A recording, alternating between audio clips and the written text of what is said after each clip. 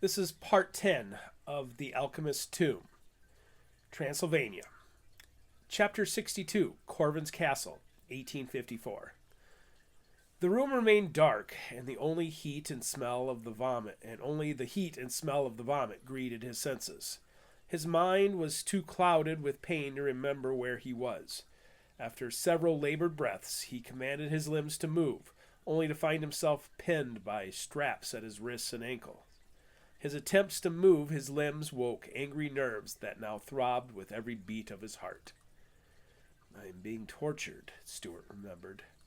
The pain came from the finger and toenails that had been ripped out with pliers. From what he heard in the adjacent cell, knives and saws would come next.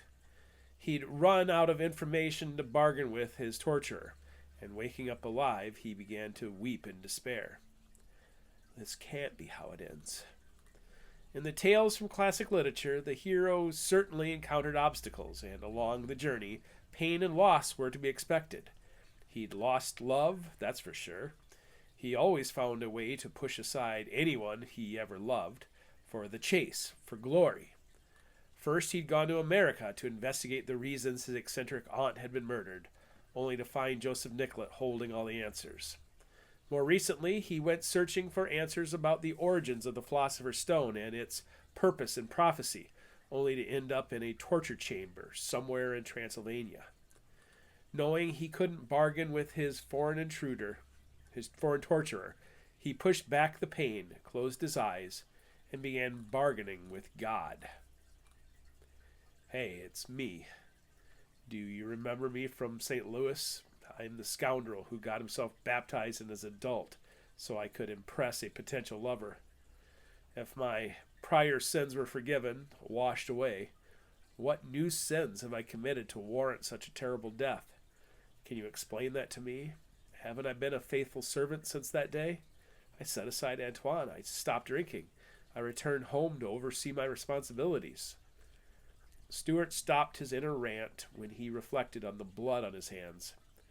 Prior to his baptism, he committed murder under the umbrella of war, but in recent days, he simply ordered it. Is that what I must atone for? Didn't your own servants, like Moses and Joshua, kill their enemies in your name? Am I not acting on your behalf? Stuart opened his eyes. The chamber remained pitch black. Had it been hours, days, or weeks? How could he tell in the dark? Stuart counted fingers and toes. This little piggy went to market. After the Russian cavalry swept into the hills, killing and dispersing the wolf pack unleashed on them at Baal Herculean, gunfire drew them back down the hill as quickly as they'd come. This little piggy stayed home. He commanded his remaining Austrian mercenaries to stay with Karl Geyer while he jogged down the hill to see what was happening. That's when the ragtag gypsy army caught him. At first, he thought they were just local farmers, for they lacked the flags and uniforms of organized militia. But the longer they held him, the more dire the situation began. Thousands of gypsies came pouring out of the mountains surrounding the Russian army. Seeing that they weren't taking prisoners, Stuart panicked and claimed English status, knowing that the Western powers were supporting the Ottoman Empire's sovereignty in its war with Russia. It was the wrong answer. This little piggy had roast beef. The gypsies cared for him. They fed him, they hauled him back north, and that trip, unmasked by the pain of torture, could still be recalled. 2 days through mountain paths brought him to a castle built on a solitary hill. They'd crossed a moat bridge to enter it, and after cleaning him up, he had an audience with the Countess Simona, a beautiful woman in red. That was his last meal. This little piggy had none. The beatings came first, then the needles and pens. Most recently, the pliers began to rip nails from the little piggies. He still had a few nails left on his hands and feet, but it was hard to tell how often he lost them. The metal clippers would soon start taking toes and fingers off of the knuckles. From what he heard in the other cell, it would not be quick. So in his waking moments, he enjoyed the simple pleasure of counting his fingers and toes. Footsteps caused his heart to pause. They're coming back. The light from a single candle was enough to blind Stuart, and after squeezing his eyes shut for a moment, the single candle was replaced by 7 white candles that lit the room. The torturer was not alone either. The Red Woman, Countess Simona, followed him into the chamber, inspecting Stuart as if trying to decide between a couple of gowns. Behind her, a short, squatty young woman followed, although with a finely dressed gentleman with Asian ancestry. A thick-necked young man with black hair and piercing eyes closed the door. I know him. He's the assassin who took Delhut back in Antioch. I'd like to properly welcome you to Corvin's castle, Lord Stuart, Countess Simona said, her head held high. We met briefly a few days ago, but I didn't understand exactly who you were at the time. Now that I know who you are, let me introduce myself to you. As you are well aware, I had the Russian army to contend with. She turned from Stuart to the chubby young woman beside her. My first husband was Russian. My mother came from Transylvania, and as a young woman she was given to my father, a nobleman from Baku. Their arranged marriage was meant to produce a political alliance to thwart Russian interest in the Black Sea region. Instead, it created me. Countess Simona floated closer to him, hovering like an angel. At first glance, she was the most beautiful creature Stuart had ever seen. But had they offered a piece of moldy cheese, he would have eaten it. Her hand held the torturer whose hand held the pliers. Instead of focusing on her obvious beauty, Stuart focused on the crow's feet at the corners of her eyes that could not be hidden by makeup. Her golden hair was also an expensive wig. By all accounts, she was of similar age as he and Christina, yet even though her luxury hid her true age. Stuart's mind tried to formulate a strategy, or even a response, but he was too tired for any of it. We're here today for some answers, Countess Simona said. So to save time, let me offer the help of my spiritual advisor, Kut Basant, and his apprentice, whose preferred name is Zenaida. Zenaida added, It's a pleasure to meet you, Lord Stuart. I feel like we are kindred spirits who travel the same road, albeit for very different reasons. I'll leave you two alone for a while, Countess Simona said. I have other guests to attend to. Zenaida, dear, come and get me once he's ready to talk. Of course, Zenaida smiled. With that, Countess Simona floated out of the room along with her assassin. Although your adventure certainly didn't end the way you expected, Basant began, I do want to state my admiration for your determination. You are like a single spider bite whose infection spreads and spreads and ends up taking down a mighty elephant, all with a tiny bite. The elephant fought off mighty enemies like lions and crocodiles, never suspecting a little spider would be the creature to kill it. Yet here you are. Zenaida sighed. We want to know about the Alpha. Patience, my dear. Lord Stuart has managed to gather up 4,000 years of human history in the past 20 years. I know Countess Simona wants him dead, but why rush it until we have squeezed all his knowledge from him? Then we can toss him aside like a dead Russian. Kut Basant pulled a chair over to the edge of the table, sitting eye to eye with Stuart. You see, since Countess Simona was all but sold off to a Russian nobleman, she's hated the Russians with every fiber of her being. After she married this Russian count, the Russians killed her mother and father when they took the Caucasus region. So, she killed her husband and used his wealth and power to forward her ambitions, and became Our Lady Columbia. There it is. Now my enemy has a face. Basant smiled. That name means something to you, doesn't it? Ah, one reveal at a time. Let me tell you what we know already, so we don't waste any time in the next stage of your interrogation. Zenaida, would you like to do this part? Your god is the villain in this story, Zenaida explained. Humanity could not stop him from destroying the planet with a flood, but this time we will not stand by and watch it happen with a fire.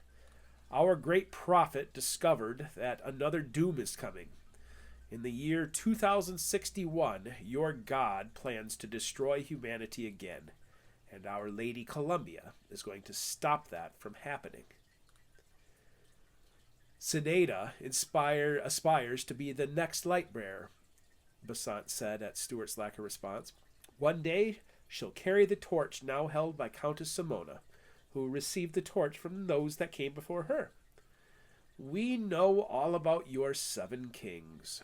King Nimrod built a tower to wage war against the god that brought the flood. Then Ramses the Great, another champion of mankind, stood toe-to-toe with the great bully in a battle that laid Egypt to waste. Mighty Alexander the Great discovered the truth about the previous defeat of humanity, and it motivated him to learn all he could. Basant paused and smiled at him. In a way, you remind me of Alexander, for in the span of 2 decades, Alexander learned the answers to most of his questions. The only answer that eluded him was found at the navel of the universe, which is where I happened to grow up. But his own men betrayed him, sending him back to Babylon. Antiochus Epiphanes became the next champion of humanity when he tried to use his collected sorcery to stop the unfolding prophecies. A valiant, but failed attempt. Emperor Domitian, ruling over the Roman Empire at its peak, believed the destruction of Jerusalem meant he'd shattered the prophecy, only to learn the ultimate power of his enemy, resurrection. Domitian almost burned the corpses of the 4 kings, like he'd done with Jerusalem, but in his wisdom he developed a new strategy, which Our Lady Columbia has decided to adopt. All my fears are being confirmed, Stuart realized. Yet I have no one to tell I told you so. Cout Basant stopped studying his young apprentice. He was teaching her at the same time he was taunting Stuart. Tell Lord Stuart our new plan. We are going to use resurrection against Demiurge, Zenaida explained. To save humanity, we are going to raise a champion who can free us from the shackles of Demiurge. A placating chuckle came from Basant. The old Greek word demiurge is her term for your Christian God, and if we let him have his way, the world will be purged with fire, and like those who survive a flood, they will remain his slaves. Our Lady Columbia is a liberator. She's the great whore of Babylon, Stuart silently argued. He remembered that moment in St. Louis where Bishop Father Bruel marked the cross on his forehead with holy water, while Bishop Rosati and Joseph Nicolet bore witness. Stay strong. These bastards mean to kill me. Our other guest is equally strong in his faith, Basant said. Countess Simona is with the torturer right now, explaining his choices. You know him, in fact. He told us about your visit to Detroit a few years ago. Do you know what he believes? He believes in old gods that are simply sleeping, and that with a magic song, the gods will be reborn in the dusty bones of their collection of human heroes. Yes, Eos has a collection of tombs you were searching for. It is the responsibility of Eos to find and wake the slumbering gods, so that they might cast down a fire god who they call Surtur. I suppose that's your Christian god also. Your God is the villain in 2 narratives, isn't he? We know about it from the perspective of the Christian as well as from the perspective of the Order of Eos. If either interpretation of your prophecies succeeds, humanity will burn. And suddenly, we hear about it from a new perspective. Stuart held firm. The faces of Joseph Nicolet, Antoine Clement, and all his other friends entered his mind. Yes, there will be fire, but after, a restoration, a rebirth, a resurrection. That is what I fight for. Zenaida nodded. Those who survived the last purge tried to hide away their secrets and pass them on to their children. All it did was spawn variant religions until only the echo of the truth remained. On the Lost Continent, however, the stories remain as they'd been for thousands of years. Mr. Delhut told an interesting tale. We want to hear it from your perspective. Tell us about the prophecy of the 7 fires. I never went north with Nicolette, Stuart answered honestly.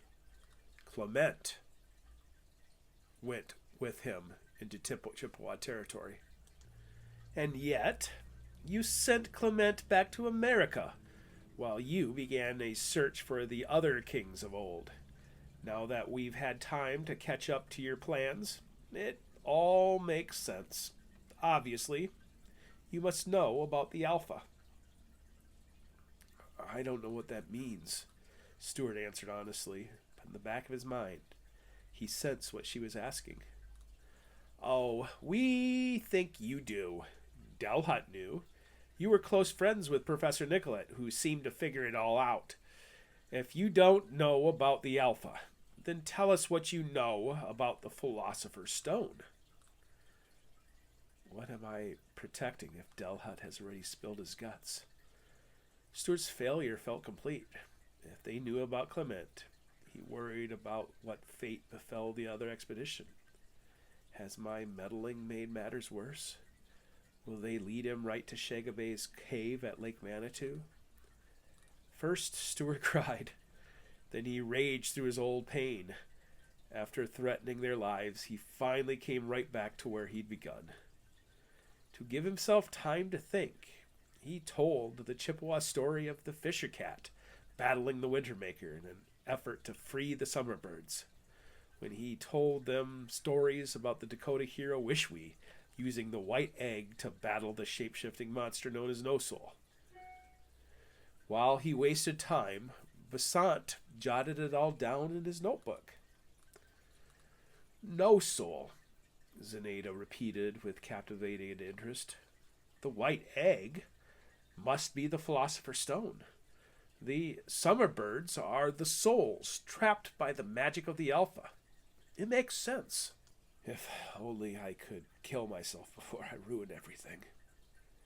Well, Besant chuckled, you certainly confirm Mr. Delhut's theory about the Alpha being found in the Minnesota territory.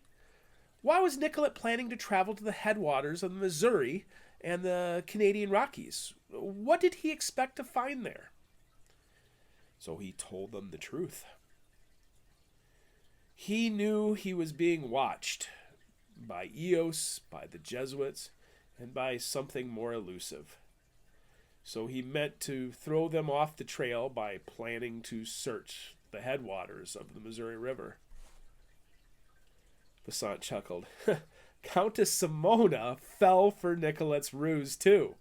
She sent her operatives to the Rocky Mountains to find the Alpha before Eos or your allies found it. Even the church sent their men. That was quite the trick. So the Alpha is indeed found at the 7th stopping place, Zenaida said with a grin that rivaled Professor Morgan and Father McPherson's zeal. Delhut already confessed that he doubted the Upper Missouri River theory, but your tale confirms his identity in legend. Besant turned to explain to Stuart. We call him the Alpha, the first letter in the Greek alphabet, since we don't know his name. He was the first king, the one who united humanity against your god. We have no idea how long ago he ruled. Some legends put it at 4,000 years ago, and others have it hundreds of thousands of years ago, if not longer. We believe that the Alpha is the key to our resurrection plan, for it was his hands that shaped what you know as the Philosopher's Stone. With the wisdom of the Alpha, we will create our own champion. The more the mystic talked, the more Stuart wished he had a knife to cut the man's throat, or better yet, his own. He'd sent Clement and the others to their death. Or worse yet, he provided answers to the great mystery. It makes me laugh to read stories about men chasing after it in order to transform lead into gold, when its worth is so much more. Zenaida continued talking in her glee. The Alpha, just a man, spent his life learning the secrets of the universe from the Archons, the builders of the universe, and he poured all of his knowledge into making his great work. He was the original alchemist, and Solomon's map intended to find his great work hidden on the lost continent. The Alpha imbued his great work with both human spirit and also the magic of creation, so that it would act as a key that goes far beyond transforming matter. It can command both matter and spirit, and thus will become our key to both transformation and resurrection. Stuart pounded the back of his head against the table. Zenaida continued gloating. It's not a coincidence that the legend of the 7 stars is found in so many cultures, and the story about the fisher cat chasing the Wintermaker into the stars is only a metaphor for the Alpha's death. We believe his tomb and his great work are located near each other. That's why your friend Nicolette hid the location of the discovery from his map, isn't it? He knew it'd buy him time so that he could return. Unfortunately, we couldn't risk him returning, whether in Minnesota or in the Rocky Mountains. At least I don't know the location of Lake Manitou. They won't be able to pry that information out of me. Only Clement knew that answer. Stuart's shell of a heart crumbled, and his despair could not even find tears anymore. Our great prophet learned about the 7 fires prophecy generations ago. About the same time he learned the world would end in 2061. Whether he knew it or not, Nicolette confirmed to us the location of the Alpha's tomb. The great clock is ticking, but it is my belief that when it chimes again, all will be ready for our great war with the Creator. It is time to fetch the Countess. I think it is time she explains herself to our guest. Zenaida rose and walked out, leaving the door open. And when she returns, she will likely kill me. Stuart futilely raged against the bonds, which brought a smirk from Besant. You're already dead. Don't you know that? All you have left to decide is how much pain you're willing to endure before we allow you to die. So far, you've been quite cooperative, but knowing what I know of our torturers, you have so much more pain to endure. Tell me the exact location of the tomb, and I can promise you a release. The swish of a dress and the click of hard heels on stone stairs filled the narrow hall. The open door teased the possibility of escape. I must be in a deep dungeon. None of the 3 were imposing figures, and if opportunity arose, he knew he'd kill Besant first before turning on the Countess and Mystic. Countess Simona came to the doorway. This time she had specks of blood on her face and arms, ruining her expensive gown. How are things going? Quite well, Besant said. I've jotted down most of it for you. Countess Simona gathered herself. Mr. Delhut has been quite cooperative also. I'm sending Peter with 3 dozen of my finest men. We'll lay a trap for Eos. Between Geyer and Morrison, one of the parties is certainly going to send Eos into motion. We've been discussing Professor Nicolette, Besant added when she turned her attention to Stuart. Have we? Her face became illuminated with feigned joy. She gestured for Besant to rise from his chair, and she claimed the spot beside Stuart. I shouldn't hate him the way I do, but he never did anything to wrong me. But it's just what Professor Nicolette represented that I despise. From what I've read, he was a remarkable man, but I knew an even more remarkable man. When I was a little girl, I was staying with my father in his homeland of Baku. A tall, handsome stranger from a distant land called America came to visit. He was a man of science, a man of education, a man of politics, a man with a vision for the future. He was as great as any of those kings of old, except he lacked the ego to seize power for himself. He wanted to shape the world into a better place. He was a champion of humanity, and he traveled Europe looking for allies in this fight. You see, he was already a servant of Columbia, but during his time in Baku, he introduced me to her philosophy. I renounced the gods of my forefathers and became a devotee of Columbia. And over the next 3 decades, this stranger became my mentor. Then, Joseph Nicolet knocked on the front door of Joel Roberts Poncet. Was it purposeful or a chance encounter? You see, Poncet wanted to gather up all these relics of superstition to keep them out of the hands of Eos or the church. Your aunt's antique map, for example, was purportedly made by King Solomon to lead them to the lost continent where the Alpha's tomb and great work could be found.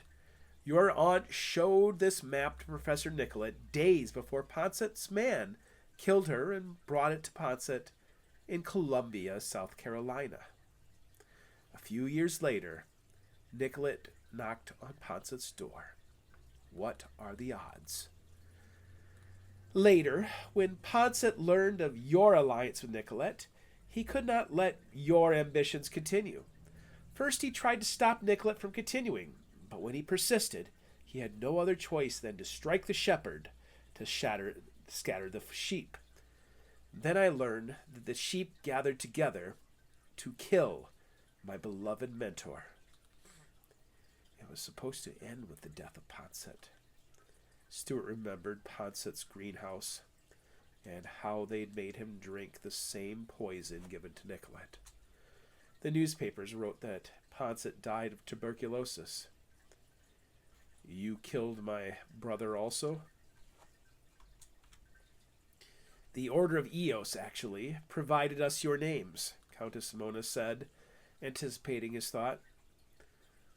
When I learned the names Antoine Clement and William Drummond Stewart, I sent my operatives to kill you. Your brother Thomas, unfortunately, was a mistake. Now, just like Nicolet ended up at Poncet's door, you end up knocking on my front door. I'm not going to make the same mistake Joel made. And for killing my mentor, don't plan on a quick death. Countess Simona rose, leaned forward, and kissed Stuart on the cheek.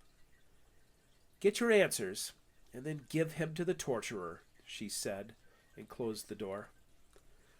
Back at the farmhouse at Hougoumont, the face of death had been a raging French giant. Now it was a thin Oriental man who terrified him even more. Now the only question that remains, how long can I endure torture? Chapter 63, Retezet Mountain, 1854. Jamie Anderson now marched to the beat of his own drum, and his curiosity drove him to the ancient stronghold belonging to the Order of Eos. Already, they'd fought off wolves, just as Morrison predicted. With their remaining Austrian mercenaries flanking them, he and Carl Andreas Geyer led the ascent, with Lachlan Morrison still in handcuffs beside them. Frank Penny kept an eye on Morrison. None of it was according to the plans made in Cyprus, but without Lord Stuart to lead them, Anderson took charge. Knowing what they would likely face, he left Father Macpherson back at Orsova as a witness and last hope at making contact with the outside world. If he didn't hear back from them within the month, he had orders to return Stuart's small yacht back up the Danube to Vienna. Now they ascended the rugged ridge to access a mysterious valley in the clouds. Neither farm nor village dotted the mountain range, so unlike the valley, there were few people even watching them pass. Unlike the stories from children's books, the lair of the monster grew more open and desolate the higher up they climbed. More and more exposed stone replaced the timber, and even the sky cleared to illuminate their way. Finally, with Morrison's guidance, they came through a narrow pass that led them to a high glacial lake atop the mountains. Below them, a farmer tended a herd of sheep. He raised a hand to wave, then put his hand to his brow. Lachlan also put his hand to his brow before waving with chained hands. A secret gesture. Eos, the brightness of the sun. Anderson looked all around the cavity found in the mountain peak. From the valley below, its existence never would have been believed, but an area about a mile wide created several square miles of hidden valley, dotted with white sheep. With the dry grasses and rubble, it almost looked untouched, which was intentional. The shepherd approached. They outnumbered and outgunned the shepherd, yet Anderson still filled with fear. "Sergeant, I want you on that outcropping over there, watching the lake and valley for any sign of trouble," Anderson said. "It's all right, little man," Morrison said. "You have my word. I'm as nervous about this as you are." In that, Morrison spoke true and did seem nervous. The sergeant listened and peeled away from the men. He had a rifle, ammunition, and a pistol, quite enough to make a stand from above them. The shepherd stopped and leaned on his staff, waiting for others to approach. "Lachlan Morrison, Albany, New York. I'm their prisoner, as you can see, but we have an even greater enemy on the doorstep." "Yes, we are well aware." James Farrington, Somerset. Hearing the man's English accent stunned Anderson, for the chest-length beard and attire made him look like a local. Geyer and Morrison were right about foreign mercenaries. Farrington eyed them. "Our wolves didn't put much of a dent in you. In the days past, a siege would happen to one castle at a time. For the past few years, entire armies have depleted our numbers, or else you never would have reached this peak alive." "That's why I'm here," Morrison insisted. "We believed your enemy knows the defensive strategy. If there is a contingency plan for moving the treasures, it must be enacted quickly. The Countess has been hunting us for the past decade. Why would she suddenly know about this place?" "Because I know about this place," Morrison pressed. "Because they have kidnapped one of our 3 presiders. The vault is no longer safe. Whatever you need to do, do it." Anderson felt a bit of relief. So far, Morrison did exactly as he'd promised. Now that they'd contacted Eos, he held out hope that they'd be able to rescue Stuart in time. The next morning, Morrison was no longer in handcuffs, and a dozen shepherds brought their flocks up to the glacial lake to drink. News was shared of 2 massive Russian defeats and an army of gypsies camped several miles to the west. By noon, the stones hiding the entrance to a cave were rolled away. Apple carts and cheese wagons are being brought into position on various passes in the valley below, Morrison explained about the activities happening at the base of the mountain. He turned to the unearthed cave entrance. "If you want to see the true wonders of the world, this is your only opportunity." So Anderson left half of the remaining Austrian mercenaries to guard the entrance of the cave, and they followed the faux shepherds into the man-made cave structure. "I feel like I am stepping into my own grave." The heads of Geyer and Penny turned from side to side as they descended. For Penny, it was defensive worry. For Geyer, it appeared to be earnest wonder. Eventually, the narrowness of the passage opened up to a natural cave, with its irregular ceiling and floor. "There are other entrances far below," James Farrington explained, "where the carts will shuffle the treasures to safety. This vault was built long before the 7 castles were built. It breaks my heart to even tell you of the intended destination for the sarcophagi." Farrington continued to lead them through the labyrinth. The new system will be using museums. Several museums across the world will hold them, under false pretenses, of course. Can you imagine a museum in St. Louis housing Alexander the Great? The audacity of it. The mountain cave was cool and dry, a better home than the pyramid. And at least I'm not having to crawl on my hands and knees this time. Geyer's struggles continued, and despite the protection from the sun, he continued to breathe heavily. During the last ice age, Farrington continued to explain to Morrison, that valley was filled with ice, and when it melted, this network of cave drained down into the mountain valley below. But we have lost our castles, and soon we will lose our vault. The walk ended. Masonry, brought into the cave, created floors, walls, and even a place of worship, if Anderson were to guess. A tomb for the 5 kings. Incredible, Anderson marveled. Are these the actual, including Emperor Domitian himself? Morrison answered. Stay here, Farrington commanded, while we prepare the bodies for transportation. Preparing the bodies became a religious ceremony, complete with the monk shepherds chanting for several minutes. Frank Penny grew restless and began to pace around the chamber. Carl Andreas Geyer found a place to rest. Anderson and Morrison sat together, just like he'd visited Rome at the beginning of their quest. Morrison now also visited a center for his peculiar religion. Now, studying Morrison for several minutes, as well as the monks preparing to evacuate the bodies, Anderson held out hope that there'd be no double cross. Yet he figured he'd still broach the subject. So are we about to kill each other? Anderson wondered openly. Morrison chuckled. No, I assume I'll follow one of the coffins down a tunnel and let you go out the front door at the peak. You've done Eos a great service by trusting me. If I can free our masters, I'll let Stuart live. But I doubt our enemy will let that happen. We've protected the future against the plans of Vendita, but I doubt either of us will live to learn whose prophecy was true. I wish Stuart could be here to witness all of this. I'd drink to that sentiment if I had any wine. Morrison raised an imaginary cup. To the future. It's too bad he's my mortal enemy. I rather like this fellow.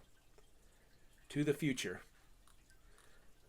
The quaint moment was ended by the thunderous discharge of gunshots. It echoed so loudly that it was impossible to ascertain the origin. And the echo continued unnaturally. No, not an echo, Anderson realized. Multiple shots. Flashes of rifle discharge brought lightning to the thunder, and Vendita gypsies rushed out of one of the drain tunnels, slaughtering Eos men who were just engaged in song and prayer. Lachlan Morrison ran forward a few steps, only to stop and watch the swarm of swords that followed the open volley. The Eos guardians were no match for the swarm of gypsies. So much for evacuating the treasures. They found one of the back doors. We're trapped, Anderson quickly discerned. Frank Penny took off his hat and handed it to Anderson. A moment later, both hands held six-shooters. He stepped forward, pushing Morrison out of the way, who, once in motion, ran for the glacier entrance they'd used earlier. Anderson took a step in that direction also, but Geyer suddenly dropped to a knee, gasping strangely. Dear Lord, his heart. Torn between friendship and flight, Anderson stepped back to put a hand on Geyer's shoulder, whose eyes looked at him with a different kind of fear than the one on Morrison's face. Just as the Vendita gypsies finished overwhelming the Eos men at the shrine, Penny entered the fight. His hands moved like the tentacles of an octopus, firing independently at the closest sign of danger. Patient and precise, his pistols cut a swath through the first squad of attackers. One by one, their swords clattered to the ground. Then Penny knelt to pray, it seemed. In those 10 seconds, he cracked open the chamber of his first pistol, and his deft fingers produced 6 more bullets from his belt. Still kneeling, he fired a shot in defense before setting the gun down for another 6 bullets. As another 6 bullets found their way into his second chamber, he could only lean away as a sword came crashing down. His lower leg caught the blade just above the boot, with Penny firing 2 shots at the swordsman from his back. He rose with 9 bullets and both pistols at the ready. "A penny is worth 100 men," he shouted back at Anderson and Geyer before entering the tunnel. He's going to try to hold them off in the tunnel, Anderson realized, and thought about running after Morrison up the slope. He tugged at Geyer's arm, only to see the big man fall flat on his face. "Geyer! Geyer!" Anderson called out. Geyer breathed heavily, but his eyes only stared out blankly. "I'm sorry. Run. Hide. Save yourself." Thunder and lightning echoed in the tunnel. 6 other tunnels remained dark, and most likely blocked. "Penny, come back to me. Gah!" "Calm yourself. Catch your breath." Anderson reached down and held Geyer's hand, feeling the last few pulses of his heart. And then it stopped. Anderson looked around the glacial cave, trying to determine what to do next.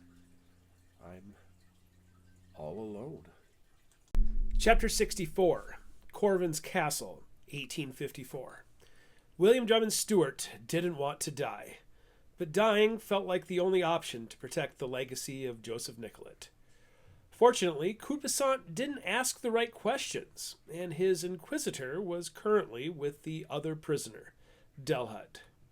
Telling them about Nicollet's theories would certainly bring an end to the pain. No, they have to earn it first. So Stewart waited for the pain to return. To pass the time, he asked himself questions. Who was the Alpha? What does his existence mean in terms of our interpretation of Genesis, the age of the earth, our view of humanity, of God? 20 years after learning about the Almaric map, he had no idea how wise King Solomon was able to learn about the loin of the beast known as Merrick. But the 7 stars of the Big Dipper pointed to one unchangeable fact. An 8th star, or king, was coming. For Christianity, it was the great villain, the Antichrist.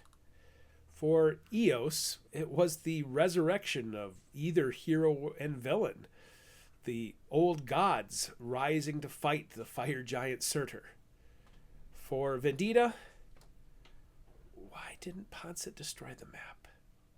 Why are they trying to steal the corpses from Eos? Vendita decided 2 centuries ago to destroy the Catholic Church and any other religions that adhered to the prophecies about end times. Yet their actions were not entirely godless or without belief. Their elevation of Countess Simona as the deified Lady Columbia made them one of the world's youngest religions. Yet, how are Vendita's actions different than Nimrod's tower assault on God? Did Merrick invent the Philosopher's Stone in a war against God also? Lady Columbia acts as a champion of humanity. Yet, what does she want humanity to become?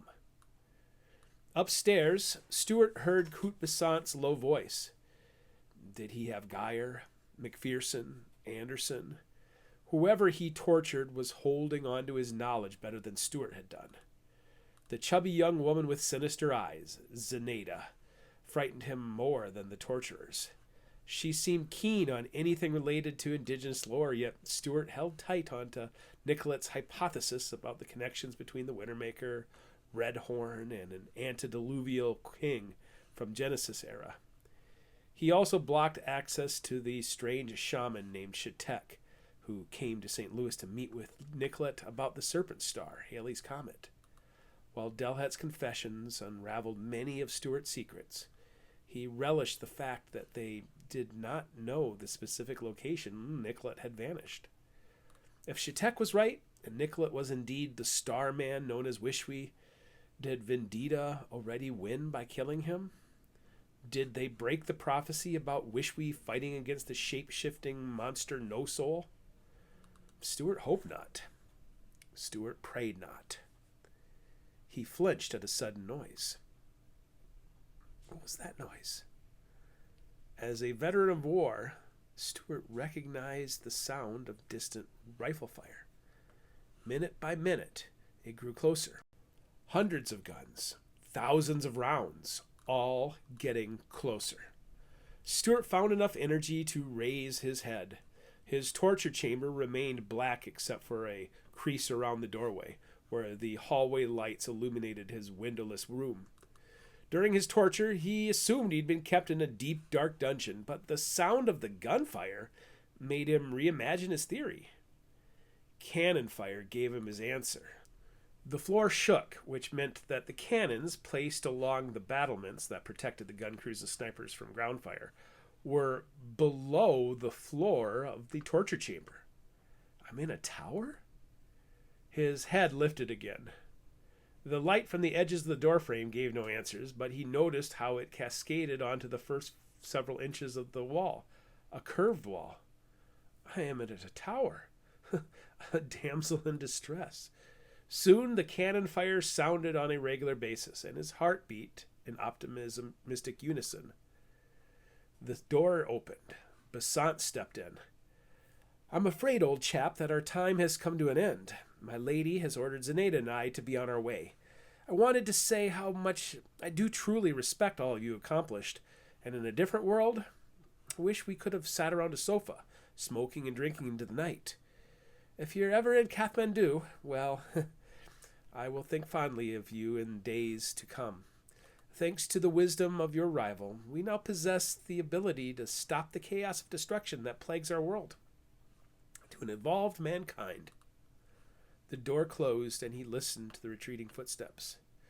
Of course, his footsteps are descending. I am in a tower, and Besant is going into the main part of the castle. Instead of feeling optimism at the thought of a besieged castle, Stuart began to feel dread.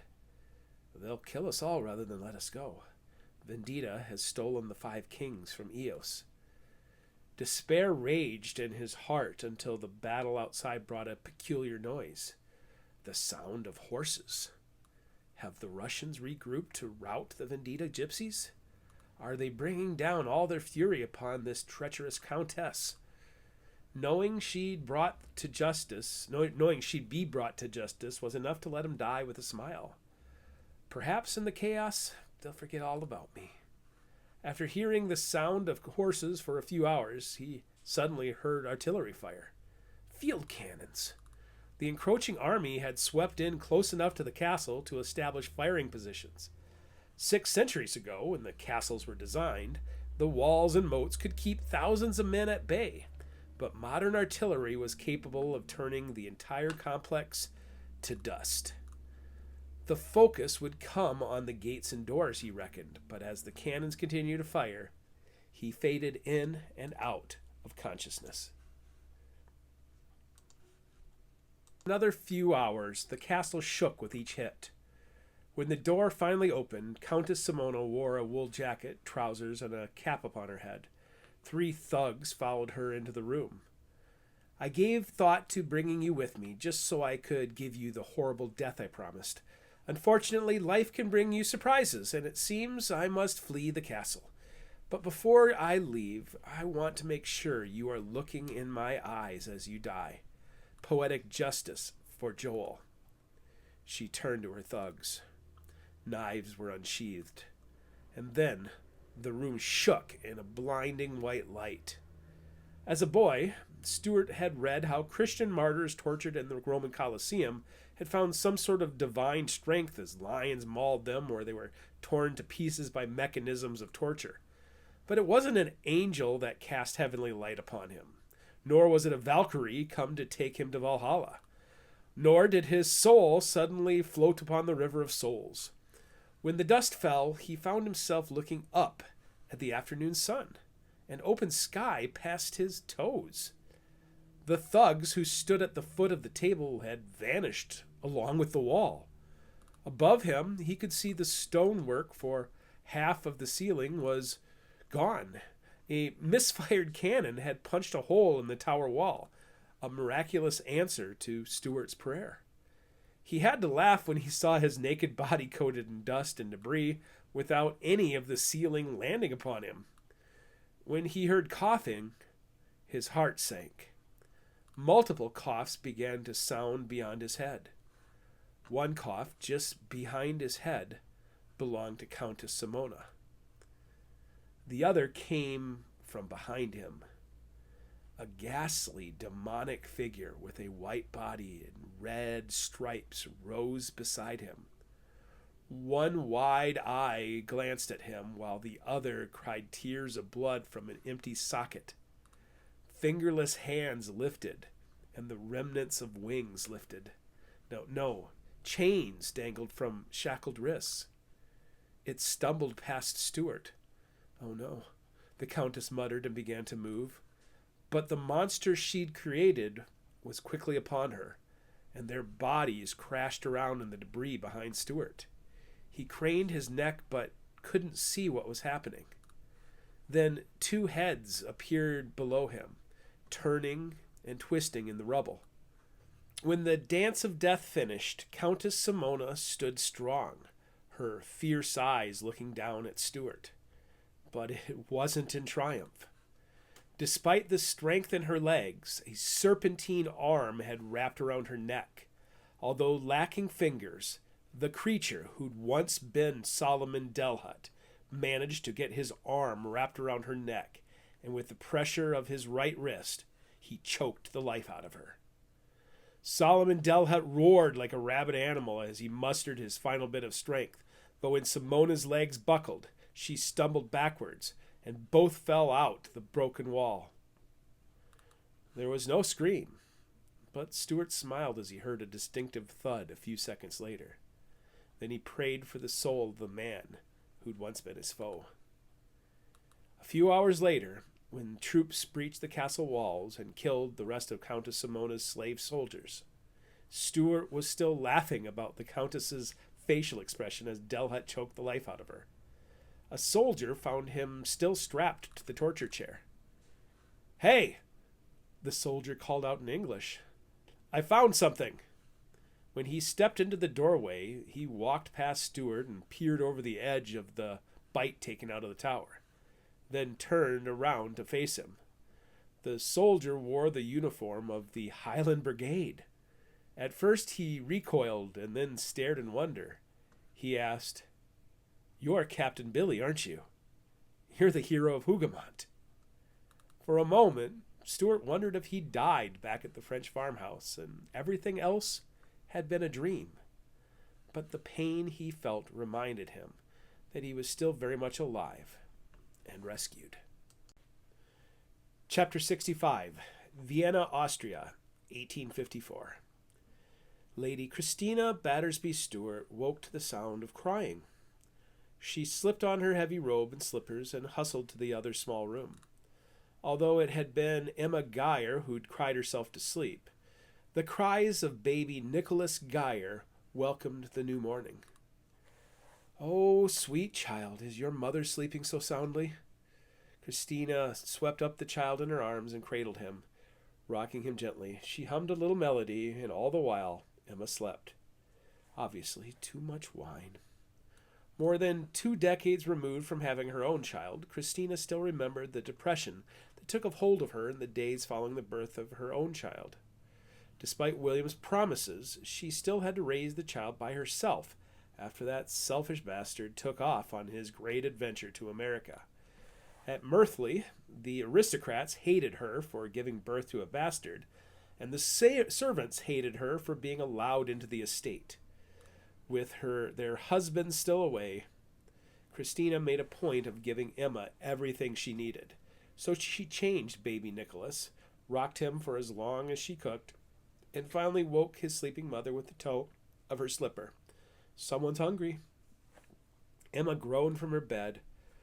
"Ugh, he has his father's appetite. Newborns are like this. Yuck, my shirt is soaked." Your breasts hear crying and responded. "Now sit up. I'll fetch you a dry shirt." Christina felt like crying also. No news meant bad news, and without letters from the expedition, they were left reading newspaper accounts of the Russian invasion of the Black Sea region, which made matters worse. "But I have to be strong for both of us. While you feed baby Nicholas, I'm going to go to the market and see if any letters have arrived." As always, she went directly to check mail. Today, a letter arrived from Bulgaria. Its sender was not who she expected. She took a few steps away from the post office window and tore open the letter. "Dearest Mother," it was a letter from George. "Strengthen your heart, for my letter will not bring resolution to your concerns about Father. Of all the places in the world to vacation, Father certainly had terrible timing. When our British forces arrived in the region, the Ottoman Empire was on the verge of collapse, but the French and English navies secured Constantinople, and we quickly retook Bulgaria from the Russians. By the time we arrived, Russia had crossed into the southern Danube region. Our arrival in the war surprised the Russian armies, and their retreat north was chaotic. Many escaped back across the Danube. I received your letter upon the arrival of the 93rd Highlanders at the port of Varna. Imagine my despair when I learned that the Highlanders were to be immediately redeployed across the Black Sea to Crimea. Fortunately, Father's heroism at the Battle of Waterloo is still talked about today. Young men who served under him in the King's Hussars and the 6th Dragoon Guards were in Bulgaria to help sweep away the Russians across the Danube. When these men learned about the disappearance of Father, well, orders be damned. They rallied for Captain Billy. Our intelligence officer next learned that the Mina had also made port at Varna, and explained how Jamie the Fool took several of Father's companions by land to a place known as the Iron Gates. Our intelligence officers explained a theory of what could have happened. One Russian army retreated through Wallachia and vanished into the Carpathian Mountains north of Bucharest, but rumors of another Russian army sneaking through a western pass in the Carpathians meant that Father might have found himself prisoner of this force. With Captain Billy missing and Russians on our flank, fate aligned for me to join Father's old cavalry regiment on a scouting mission to the Iron Gates. When we arrived, we were greeted by none other than Father McPherson, who'd been staying at a river town named Orsova. This is where the news grew grim. Father and Karl Geyer were indeed at the wrong place at the wrong time, and our fears of a Russian flanking maneuver were founded. Yet when the battle ended, Father was a prisoner of the local Romanian militia. Bold Karl joined forces with Jamie, Frank Penny, and the remaining Austrian mercenaries to give pursuit, sending Father McPherson back to Orsovo should their efforts fail. I am writing this to give to Father McPherson so that he can bring it back to Varna and place it in the hands of the military mail who will send it to you. With the dragoons on my left and the hussars on my right, we plan to chase down this local militia and rescue Father by any means necessary. I will need your prayers in the days to come. Ever yours, George. Upon reading the news, Christina found herself running back to the cottage on the edge of the botanical gardens. Her joyous feet stopped running a few feet from the cottage door when she realized she could also lose everyone she loved. Chapter 66, Retezat Mountain, 1854. At the end of it all, William Drummond Stewart was reunited with his son. Lieutenant George Stewart now rode beside him on a horse as they neared Retezat Mountain Pass. From there, it would be another 40 miles back to Bale Herculane, the place where he'd been taken by Countess Simona's slave soldiers. He meant to give each of his friends a proper burial. And now my adventuring days are over. His body still ached, even days after he was freed from his torture. He left Countess Simona for the Ravens. but he took time to bury Solomon Delhut at one of the old strongholds built by the Order of Eos. A fitting tomb for a secret king.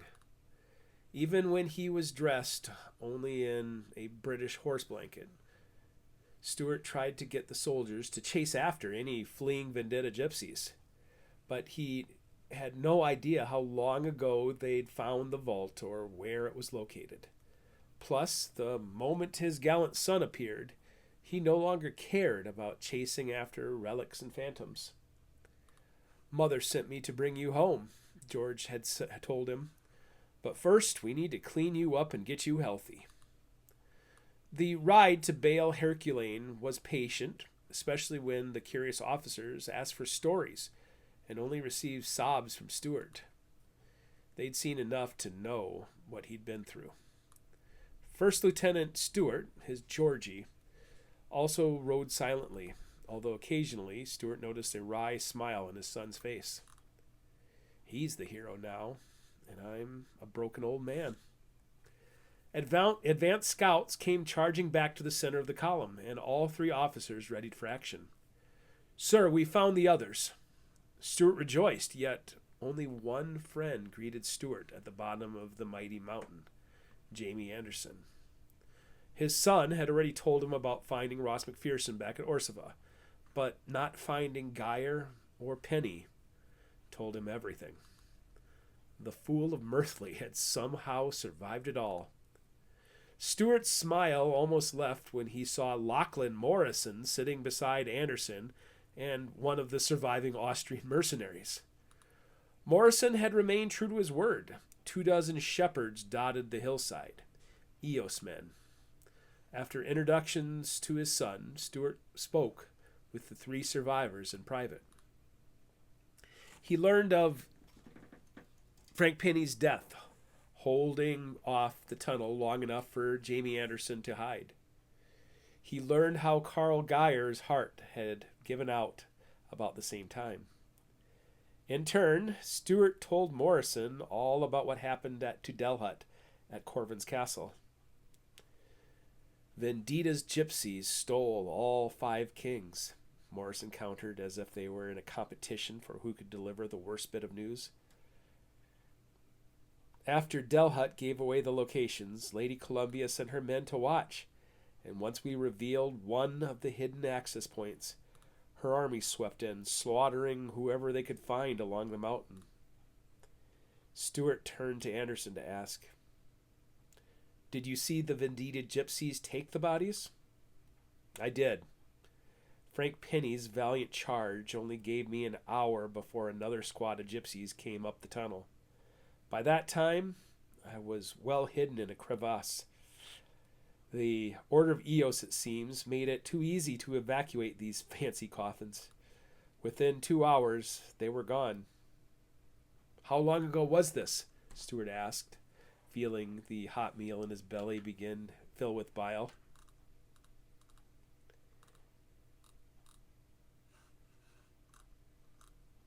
Anderson turned to Morrison. 5 or 6 days ago. I've lost count." "I went down one of the other tunnels," Morrison explained. "By the time I reached the bottom, it was all over. Outside, I found dead Eos men and the wagons destroyed. They'd circled around the base of the mountain, killing anyone that moved. I stayed put for a whole day before I dared stick my nose out. I found the watchmen you see in the woods, but Vendita left with such a force that we only know they took the treasure north." "Most likely to Corvin's castle," Stuart asserted. "They claimed to be evacuating it prior to the British cavalry arriving." "So it is truly lost," Morrison bitterly despaired. "So what do we do next?" Stuart asked instinctively, even though he knew he could not pursue his enemy. Morrison had only recently healed from his own wounds. "Vendita is my true enemy, not you, Stuart. You were a man of your word. You sacrificed your friends to come to my aid. I can speak for the Order of Eos when I say you can live out the rest of your days in peace, so long as you stay out of this fight." When I parted ways with Antoine Clement, we believed Eos was responsible for the death of my brother and the death of Clement's father. Vendita learned about Clement's home in St. Louis from a Sinclair. I cannot attest to what he's done in the name of vengeance. Yes, well, when I return to console Solomon Delhut's grieving family, I will make sure all know that the bad blood between us is over, and you must do the same. Is that understood? My son has orders to send me home without my dessert. Stuart tried to find levity despite his broken heart. I can abide by these conditions. Then this is where I leave you, Lord Stuart. You were a ferocious enemy and an even badder ally, Morrison said, walking away with a shake of his head. His men began to move also, no doubt to shuttle him to whatever strongholds remained that Countess Simona hadn't destroyed. In a matter of minutes, Morrison slithered away into the shadows of the Carpathian Mountains. You weren't tempted to kill them all? Anderson asked. You should have killed them all, the Austrian mercenaries insisted. My quest is over, Stuart said, gesturing to his waiting son. Not quite, Anderson said, turning back to the ravine Morrison disappeared into. Well, looks like he's gone. What's this all about? Poetic justice, Anderson bitterly answered. The bag? The Austrian asked, receiving a pronounced nod from the dwarf. Anderson explained himself. We remained on top of that damned mountain for another 2 days before we made our way down, and being strangers in a strange land, we didn't even know where to run. Morrison found us, but he didn't know what mischief I'd been up to when he ran away like a coward. Mischief? Stuart asked. Anderson led them to a rocky ditch beside the road, just a few yards from where they waited. A supply bag held an irregular shape within. When he lifted it, the bag rattled. A gift, Anderson said, tossing it forward. Your friendship is the only gift I need. The bag fell short, so Stuart went to retrieve it. I couldn't bear the thought of abandoning Geyer, and it took me every bit of strength to do what I did. Thank goodness he lost 100 pounds during the ordeal, or else I never would have been able to drag him into that coffin. You put him in a place fit for a king. I almost thought about hiding inside of one of the coffins myself, but I feared waking up in some worse place than this. By the time the gypsies regrouped, I had Geyer tucked away for his eternal slumber. They hauled him away with the others. Alexander picked up the bag, almost aghast. And this is Alexander, Ramses, Domitian? I didn't have time to ask, nor was I going to tell Morrison about my theft until he was long gone. If that witch you met plans on bringing any of those kings back to life before the Battle of Armageddon, well, you've got a seat at the negotiation table, don't you? Yes, I do. You are indeed the king of mischief. A place for a king, Stuart smiled upon reflection. I wonder where they'll bring his corpse, or how long it'll take before they discover Anderson's prank.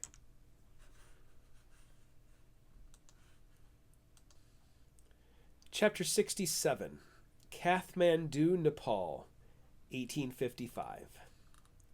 2 months later, Kut Besant arrived at his home in Kathmandu, Nepal.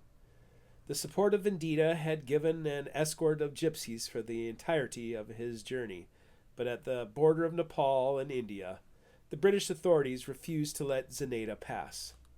She was not pleased, but the young apprentice obeyed. One day, she'll lead us.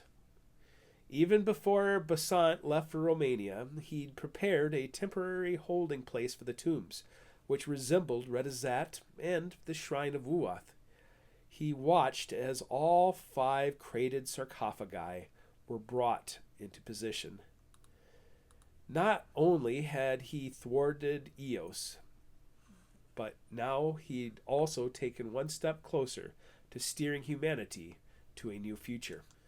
Isaac Newton's clock was ticking closer to 2061, but now he had a major weapon for the days to come. Something's wrong with one of them, a gypsy servant told him as they were leaving the chamber. One of them smells like recent death.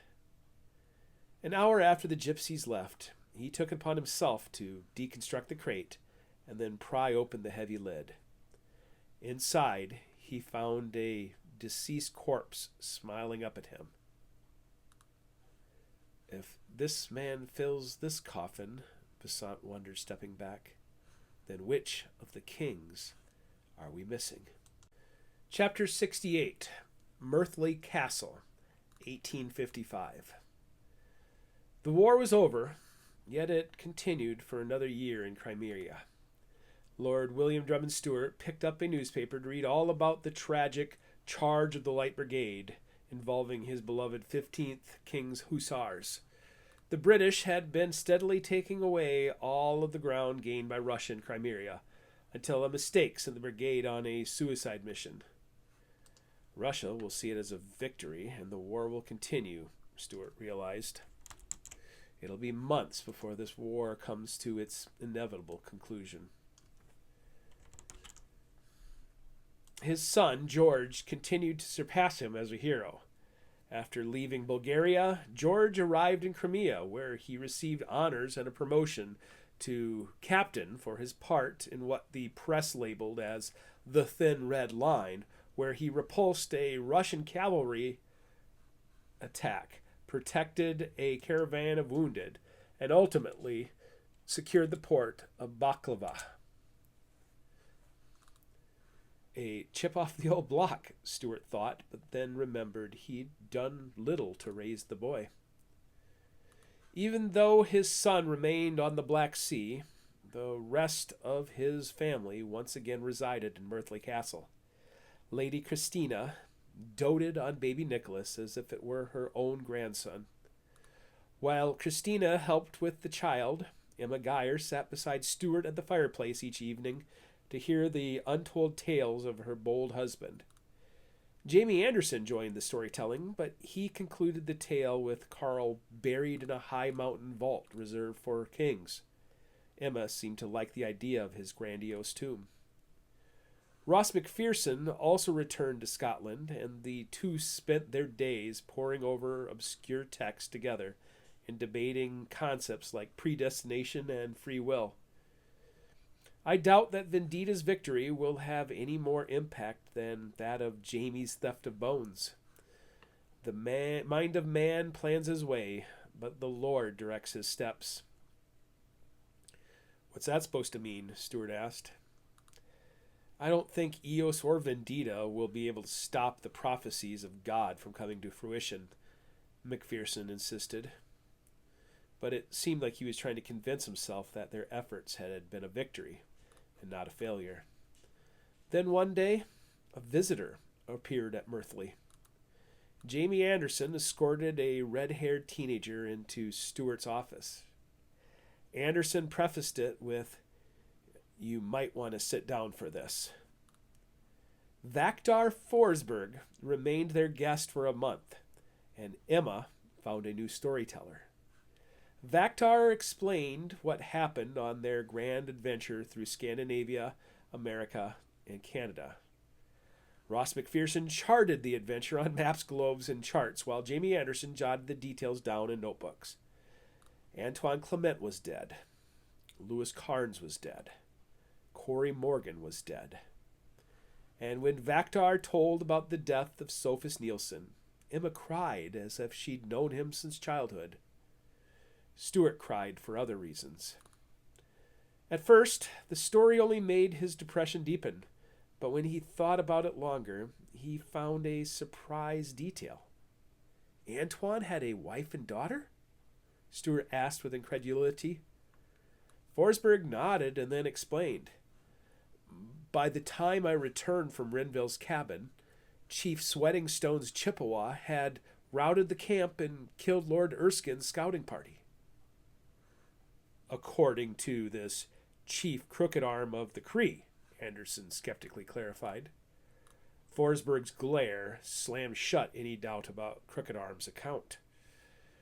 A fellow named Tiope learned that Chief Sweating Stone took Little Star as a captive to his home at Leech Lake. DeSmet counseled Tiope against taking up arms against the Chippewa. Settlement had opened up, and DeSmet said your enemies would use any excuse to make matters worse for the native people. DeSmet had also sent letters with Vactar, which explained from the Jesuit and Periphery's perspective what had happened. DeSmet would remain a champion for native tribes in the West, but he would no longer take any personal action in the rescue of Little Star or to seek vengeance for Chief Thunderface and the others. Can we trust DeSmet not to tell the Jesuits about Lake Manitou? McPherson asked. The Jesuits are the least of our concern, Stewart said. Eos lost all 5 kings to Vendita. 4, Anderson mused. My point is, Stewart continued, Eos will be more motivated than ever to find the Philosopher's Stone and the alchemist who made it, their Alpha King. It's their final play. Anderson seethed, which is why we should have killed Lachlan Morrison when we had the chance. Killing more Eos men would not have stopped this, Stewart insisted.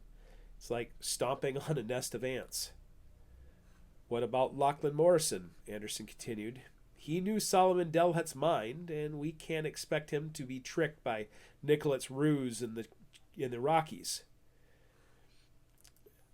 After the battle with the Chippewa, what happened to you? Stewart asked Vactar. Tiope took me back to Renville and then escorted me down the Minnesota River. I stayed with the Faribault family, who DeSmet said were friends. I was able to meet with my uncle Dagmar, who had served Nicolet on one of his expeditions. Tell me more about your Uncle Dagmar, Stewart said. He'd taken a wife and had a son, a boy named Sigmund. He'd taken one of the parcels of land and called it Dalavan, after a river near our home. In southern Minnesota? Stewart clarified. Not in the north. Vactar shook his head. Then he's drawn no more attention to Lake Manitou. So we have allies in the area if we decide to make another move on the stone, Anderson added. Stewart shook his head. No. I gave Lachlan Morrison my word that my part in the story was over. You were there, Jamie. I wasn't there, Ross McPherson said. My name is ruined in these parts. What's to stop me from traveling to Minnesota and claiming one of these plots of land near Lake Manitou? Stewart picked up DeSmet's letter. Faribault, Tiope, and Ironwalker felt that no action should be taken until the time is right. And when will that be? Anderson asked. It matters not, Stewart said. Do you remember the custodian saying that to me during our visit with him? It matters not. His response angered me at the time. Now I understand his wisdom. Do you remember, Ross? I remember it well, McPherson answered. I remember being told about it afterwards, Anderson added bitterly. Stewart continued his point. If our enemies are right, Halley's Comet is a celestial clock counting down the final days of mankind. It'll return long after I'm gone in 1910.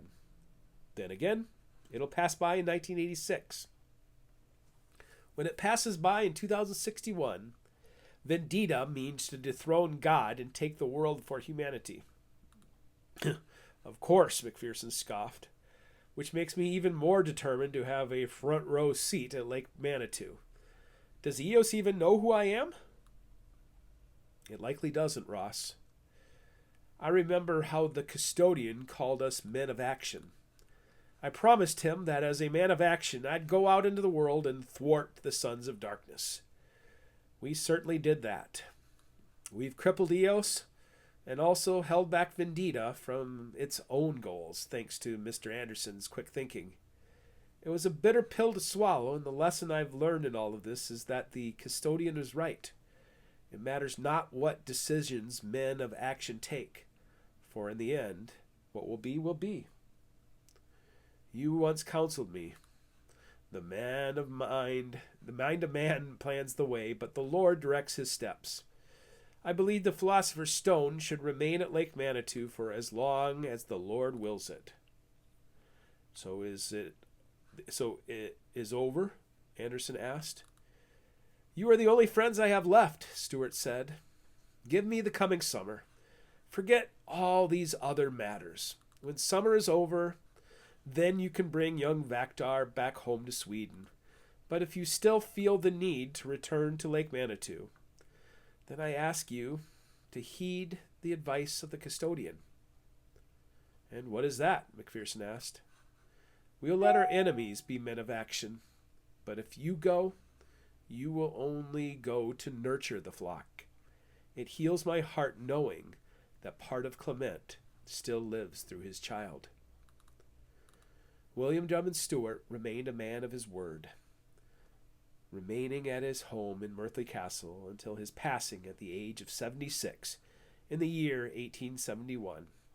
His remains were buried in the chapel of St. Anthony the Emerite, between the bones of Jean Nicholas Joseph Nicolet and the bones of a man Stuart died believing to be Alexander the Great. Epilogue. Leech Lake, 1882. Big Squeak Weber's dreams haunted him even in broad daylight. He could almost feel his scarred hands shaking, so he stuffed them into his pockets so that his men couldn't see his fear.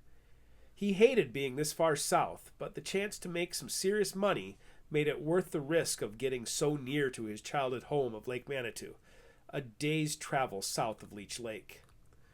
Big Squeak's biggest man, Blackfish Labiche, gave him a dirty look as he returned to the boat to grab another case of whiskey. Hurry it up so we can get out of here, Big Squeak said to him, standing beside the boat they'd used to cross the big lake.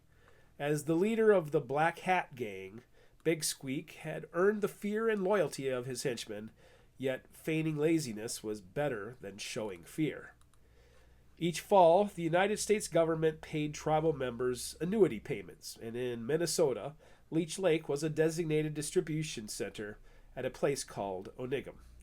Flanked by his thugs, Big Squeak made a killing on his illegal alcohol sales, and they had cautiously set up out of sight from the few government officials who cared about his operation. If you're in such a hurry, why don't you lend a hand? Pierre Leduc said as he grabbed one of the last crates.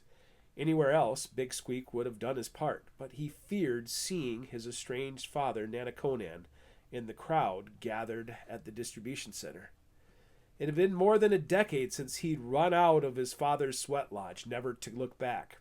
But being so close to home made all those memories come back to life. As he was moving the last crates closer for his men to reach, he noticed a young woman staring at him. She was several inches taller than a typical Chippewa girl, and her face and cheekbones were more angular than the rounder face of the Anishinaabe. Her eyes burned into him without even blinking. She's stunning. Careful, Pierre Leduc, his right-hand man, muttered softly. She's the daughter of Chief Sweatingstone. He'll cut off your genang and hang it from his porch as a warning to other suitors. Big Squeak knew enough of Chief Sweatingstone to remember that he'd killed his grandfather Shagabay for the secrets he'd passed on to Nanaconan and Joseph Nicolet. He already wants to cut off my genang for selling alcohol to his people. His left-hand man, an ogre named Blackfish, spoke in a rasp. I heard she's crazy. Best stay away from that one. Big Squeak set down a crate, brushed off his hands on his blue jeans, and climbed up the hill to chase off the gawking teenager. But she didn't run. What's your name? he asked, grinning broadly to flash his dimples. She stiffened her back and sized him up for a moment. A crease formed in her forehead before she spoke. Winona, but my mother calls me Winnie. Winona, Big Squeak repeated. That's a Dakota name. It means firstborn daughter. My mother also told me that it's an old family name. The original Winona fell in love with a handsome stranger who did not belong to her tribe. This is going better than I'd hoped. Having run wild for a decade after leaving his home at Lake Manitou, he now felt ready to settle down and start a family. He'd met many women, but something about Winnie stopped his heart. Big Squeak removed his hat and shook out his modern cropped hair. As it turns out, many girls tell me that I'm handsome, and I'm not from your tribe, am I? No, you're from Lake Manitou. Big Squeak's smile left his face. He looked around as if sensing a trap. Do I know you? No, but my mother Little Star told me all about Lake Manitou. She's one of Chief Sweatingstone's 8 wives, but the other wives hate her. They even hate her more than his Irish wife because she's Lakota. I've had dreams about Lake Manitou, but my father won't let me go there. Told you she's strange, his man muttered behind him. Would you take me to Lake Manitou sometime? Winnie asked. You don't want to go to Lake Manitou, he answered. He looked down at the burn marks upon his palms and hid his hands in his hat. Years ago, during a vision quest, his father Nanakonan had tasked him with holding heated stones. As expected, they burned his hands to the disappointment of his father, who persisted in his belief that Big Squeak was special. The terrifying visions of the demon spirit living under Lake Manitou drove him from home. He didn't even know if Nanakonan still lived. My father says I'm an obstinate brat, Winnie shrugged with a smile. I don't even like living at Leech Lake, but I stay because of my mother. When someone tells me no, I want to do it even more. Why don't you want to go to Lake Manitou? Because of the evil spirit living under the waves? Big Squeak laughed aloud, turned back to his friends, and then stepped forward until he was almost toe-to-toe with the eccentric beauty. What do you know about the evil spirit? She stood fearless. Quite a bit. My mother told me about it from her people's perspective. If you take me there, I'll tell you all about it. Big Squeak thought about his vision and what Nanakonan had told him about the 7 Fires prophecy from the Ouijigan perspective. I'll take you with me today, but we're heading to Fond du Lac after this. My father lives at Lake Manitou, and I don't want anything to do with him or his cursed lake. Afraid? Who is she? No, I'm not afraid. I just made a choice. I rejected the path of my father and forefathers set before me. I don't want to have anything to do with their prophecies. That's funny. After being taken by Chief Sweatingstone in a great battle on the frontier, my mother gave up trying to fulfill prophecy. Yet here you are, the man from Lake Manitou. Perhaps it means we should face the prophecy together? That would stick it to my father. Imagine if I came home with a Lakota bride, his ancient enemy. No, you don't understand, Big Squeak answered. His men were beginning to gather down to the boat. Let them wait, he thought. All the images of his nightmare came back to his mind. If I go home, he spoke softly to her, the prophecy will find some way of coming true. And if it comes true, the evil spirit that dwells in Lake Manitou will rise and destroy the world we know. I shouldn't have come this close to home. Reason told him to leave, but his heart made him stay. You speak of the Wintermaker. The other wives told me about your Chippewa legend. I heard that he gathered up the summer birds, which is saying that he gathered up souls of the dead, and that he tricked the great creator, avoiding his fate by staying where he died instead of taking the river of souls to the land of everlasting happiness. She told it with such intensity that the hair stood up on the back of his neck. But then she smiled. "Do you know what would be funny?" Big Squeak was at a loss of words. "What?" "We should trick the great trickster." Big Squeak chuckled at her audacity. "Who are you?" "Like I said, my father said I'm an obstinate brat. I'm a born trickster, my mother says. It's my destiny to contend with evil spirits at Lake Manitou." She turned and looked down to the boat. "So, will you take me? I'd like to know what all the fuss is about." This is crazy. She's crazy. He took a step away, ready to keep running from his own destiny. But the thought of defying his destiny proved too alluring. He'd been running from his nightmare for a decade, and the thought of standing up to his spiritual bully intrigued him. "How would we trick the Wintermaker?" "I've had dreams all about it," she said with a flirtatious grin. "But we could only accomplish it if we acted together." He extended his hand. "Together?" "Together," Winnie said, taking his hand. This is the end of The Alchemist's Tomb. The story continues in The Alchemist Chronicles, Book 1, The Fire Handler.